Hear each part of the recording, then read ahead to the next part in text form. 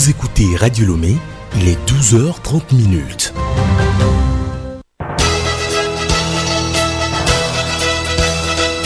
Le journal Yasmine Adoko. Madame, Monsieur, bonjour. Les titres de ce journal. Plus de 200 cas de contamination au coronavirus et 2 décès supplémentaires cette semaine au Togo. La Coordination nationale de gestion de la riposte contre la pandémie, dans son point de presse hier, appelle à plus de vigilance afin d'éviter une nouvelle vague de contamination.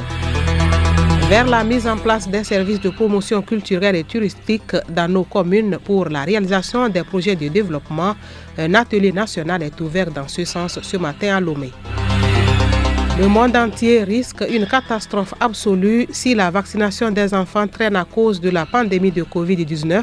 C'est un cri d'alarme de l'OMS qui craint la résurgence de certaines épidémies. Et puis sport, les 32e Olympiades débutent dans une semaine. Pour ces Jeux, les 5 athlètes togolais en compétition quittent Lomé ce jeudi pour Tokyo. radiolomé.tg. Covid-19 au Togo, la coordination exhorte la population au respect des mesures restrictives éditées par le gouvernement afin de réduire la propagation des cas de contamination. La coordination nationale de gestion de la riposte contre la pandémie a tenu son point de presse hier. Le constat, c'est que la tendance est toujours à la hausse. Nathalie Kwanege. Cette semaine, le Togo a enregistré 215 cas avec 2 décès supplémentaires contre 224 contaminations la semaine dernière. Dans le monde comme en Afrique, le même constat s'impose, ce qui fait craindre le risque d'une 3e, voire d'une 4e vague. Médecin colonel Djibril Mouamane. Nous sommes toujours dans la tendance à la hausse, mais une légère régression cette semaine de 16%. Une recrudescence des cas dans le monde, mais aussi en Afrique. Si on regarde les chiffres, le nombre de cas total tourne autour de 5,7 millions, avec une létalité à 2,6%. Et chez nous ici, la létalité est à 0,93%. Les cas reprennent dans le monde et en Afrique. L'augmentation des cas est due à une augmentation dans certains pays, notamment dans la région sud de l'Afrique, surtout en Afrique du Sud, mais aussi dans la région nord de l'Afrique, surtout en Tunisie. Tout ceci nous interpelle. Le maître mot qu'il faut retenir, il y a une nouvelle vague qui est en train de menacer le monde, l'Afrique, et nous devons redoubler de vigilance pour amortir cette nouvelle vague dans notre pays. La vaccination est en cours au Togo. Le médecin colonel dresse le bilan des opérations. Pour AstraZeneca, nous avons vacciné 270 000 environ. 145 796 ont déjà eu leur 2e dose. Pour ce qui est de Sinovac, 23 407 ont eu leur première dose actuellement et 1546 ont déjà eu leur 2e dose. Et pour ce qui est de Pfizer, 2574 ont déjà eu leur première dose. Vous avez vu qu'on a eu beaucoup de variants dont les conséquences sont dramatiques que nous commençons par voir. Nous avons vu ce qui s'est passé en Inde et nous sommes en train de voir ce qui se passe en Tunisie. Pour cela, nous devons redoubler de vigilance dans le respect des mesures barrières, mais aussi et surtout aller rapidement à la vaccination. Les variants continuent, eux, de menacer la planète. Au Togo, plusieurs mesures sont prises pour éviter la propagation de la maladie, surtout en ces temps de vacances caractérisés par une forte mobilité de la population. Nous avons renforcé les activités au niveau de l'aéroport pour que le mouvement des voyageurs, au départ comme à l'arrivée, se fasse en toute sécurité sanitaire. Ainsi, la quarantaine systématique qui était initialement destinée pour certaines provenances, notamment au départ l'Inde, l'Afrique du Sud et le Brésil, qui s'est élargie à la Grande-Bretagne, au Portugal et à la Russie, va bientôt s'élargir aussi à la Tunisie. Bien sûr, dans ce renforcement, la force GMS sera toujours là pour jouer sa partition en effectuant sa mission avec rigueur et efficacité. Surtout, nous rappelons les tenanciers de bar, nous rappelons les discothèques, les boîtes de nuit. Certains regroupements seront toujours surveillés. Djibril Mohamed exhorte la population à redoubler de vigilance en matière de respect des barrières restrictives, surtout par les tenanciers des bars, restaurants et boîtes de nuit. Le Togo veut développer le secteur culturel et touristique, un secteur pourvoyeur de devises et d'emplois. Cet ambitieux projet nécessite l'implication des communes. C'est dans cette optique que s'est ouvert ce matin à Lomé un atelier national à l'intention des responsables des communes du Togo. Objectif, mettre en place des services de promotion culturelle et touristique. Kilim Boyode, Grace Goto. Initié par l'Institut d'enseignement supérieur et de recherche en développement culturel avec l'appui de l'UNESCO, ce projet qui se situe dans la continuité de la formation des acteurs locaux, initié depuis 2017, vise à accompagner l'ensemble des municipalités à structurer, organiser et générer leur propre développement. Nugbolo Kodjo, secrétaire général de IRES RDEC. Nous avons initié ce projet pour renforcer les capacités des agents communaux à travers les régions, à ce qu'ils puissent être responsables de façon efficiente et courageuse de la mise en œuvre des actions de promotion culturelle et touristique dans leur commune. En clair, nous voudrons les former et les accompagner à ce que dans chaque commune, à défaut d'avoir un service de promotion culturelle et touristique, qu'il y ait au moins un agent qui soit spécialisé sur les affaires culturelles et communales. Pour le secrétaire de commission de l'UNESCO au Togo, la contribution de la culture à l'émergence économique va au-delà de l'aspect attractif. Michel Kofi Agbo, secrétaire UNESCO Togo. La contribution de la culture au développement économique ne se limite pas à la seule attraction des touristes. Elle est de manière croissante à la base de toute une série d'activités créatrices qui gagnent à se développer en se regroupant sur les territoires. La culture continue d'être également un puissant levier de cohésion sociale pour des communautés, contribuant à ce titre à rendre possible le développement. Ouvrant les travaux de cet atelier, le ministre Gbegnon Lamadoko, en charge de la culture et du tourisme, a estimé que le Togo a fait le choix de la libéralisation du secteur culturel. Cette libéralisation permet à chaque citoyen et citoyenne d'apporter dans la diversité sa contribution à la promotion et à la protection de notre patrimoine culturel commun dans le respect des normes dictées par l'État. À l'heure de l'agenda 2030 des ODD des Nations Unies, il est important que chaque État fasse le bilan du chemin parcouru, puis envisage les cadres juridiques et institutionnels idoines plus adaptés en vue d'un meilleur ancrage de la culture aux différentes politiques de développement mises en œuvre. Ce projet couvre une période de 6 mois. Les victimes des récentes inondations ont bénéficié ce jeudi d'une assistance en vivres et non-vivres. C'était au cours d'une cérémonie de lancement officielle présidée par la ministre de l'Action sociale, de la promotion de la femme et de l'alphabétisation, Charlotte Ahar.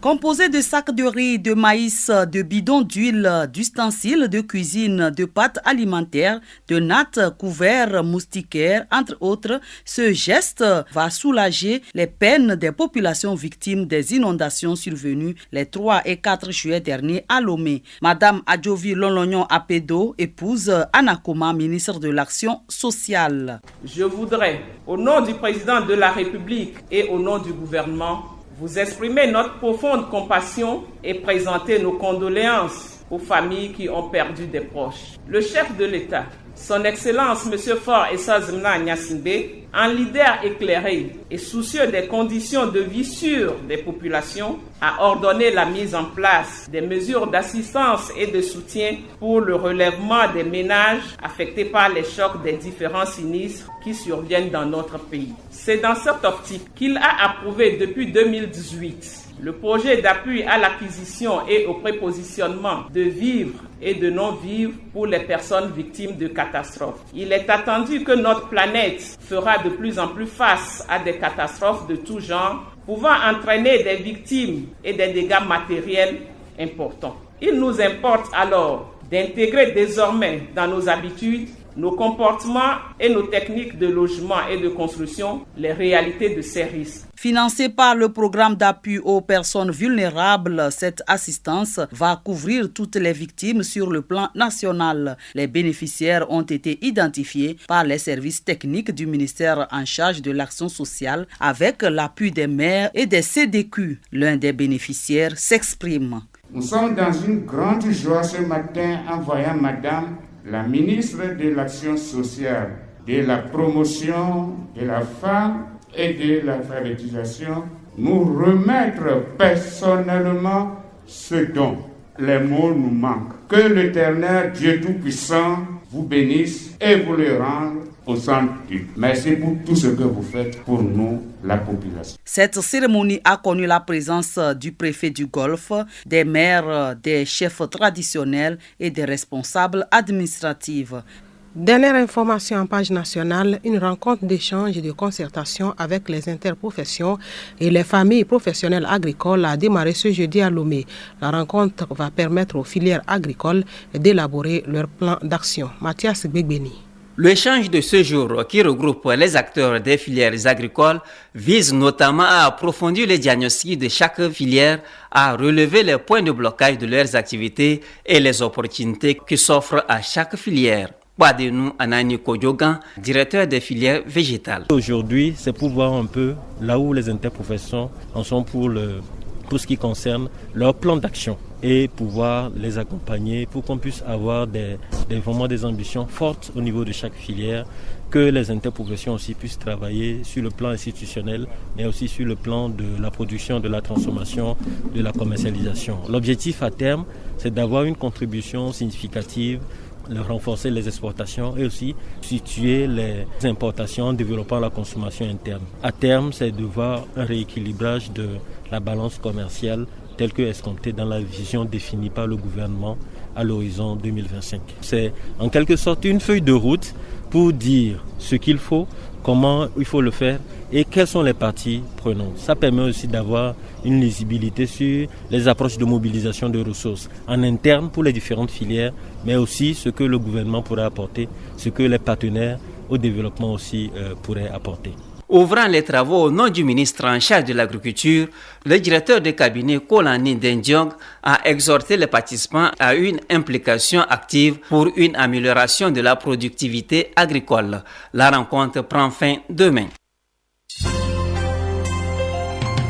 Le journal Yasmine Adoko. Actualité internationale, la course vers les vaccins anti-Covid est en désaccord avec le retard pris dans les autres vaccinations.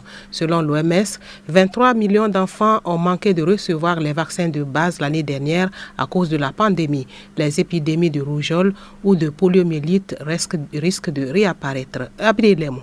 Selon l'Organisation mondiale de la santé, le vaccin contre la diphtérie, le tétanos et la polio est une preuve que la couverture vaccinale a baissé. De 86, l'on se retrouve à 83%, soit 23 millions d'enfants qui n'ont pas reçu leur dose complète de vaccin de base.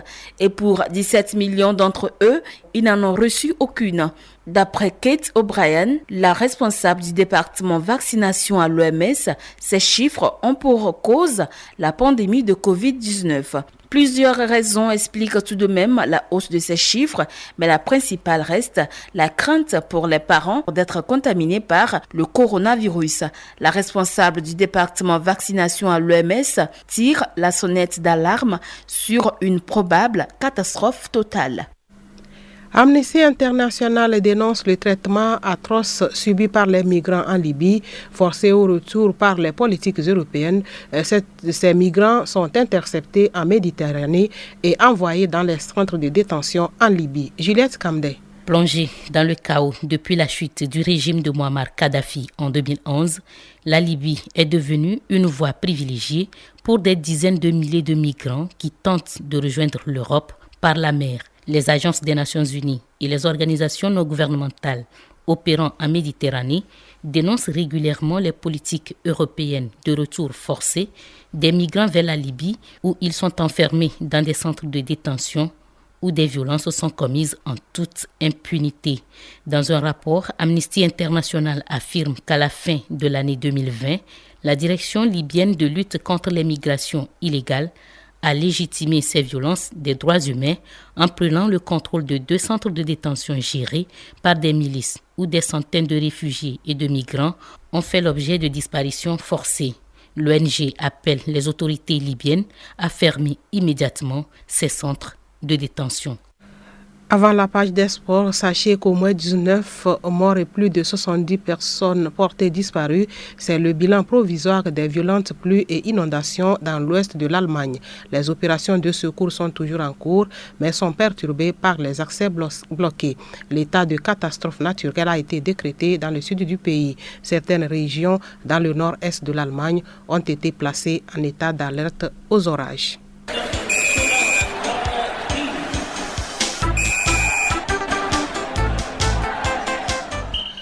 Les Jeux olympiques de Tokyo débutent la semaine prochaine. Les 5 athlètes du Togo ont reçu le drapeau des mains du Premier ministre. Comment compétiront-ils? Des précisions avec Solim Lemon.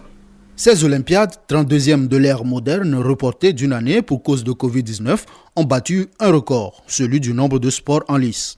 Plus de 11 000 athlètes vont compétir dans 33 disciplines sportives pour 339 épreuves.